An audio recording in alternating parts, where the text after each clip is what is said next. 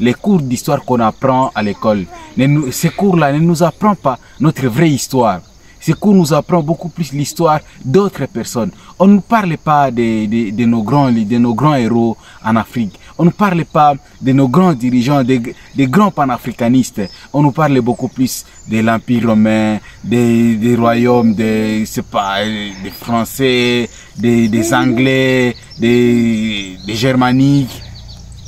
Mais chez nous, on en a.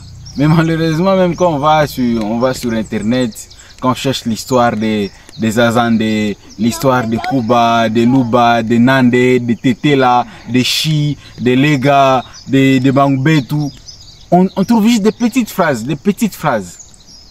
Je ne sais pas si c'est parce que notre histoire était beaucoup plus orale qu'écrite qu'on doit rester toujours ainsi. Mais moi, je me focalise beaucoup plus même sur l'histoire orale que j'apprends, l'histoire orale que les ancêtres nous racontent. Parce que même l'histoire des Occidentaux là, qui est écrite, elle était orale un moment. Quand on nous dit si c'est Romulus et Rémus étaient nourris par les laits d'une louve. Bon, bon, je ne sais pas, mais quand quelqu'un refuse même notre propre histoire, on dit quand il y avait éruption volcanique du volcan Nyiragongo, les ancêtres jetaient juste des femmes vierges à l'intérieur du volcan et l'éruption prenait fin. Comparons les deux histoires.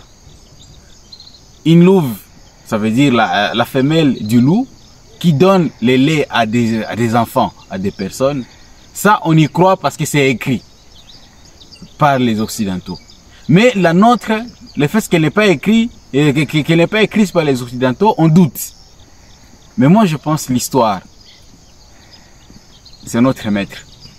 Bien qu'on ne doit pas rester esclave de l'histoire, esclave du passé, mais on ne peut pas progresser jamais, au grand jamais. On ne pourra progresser si on ne connaît pas l'histoire de notre pays, l'histoire de notre communauté.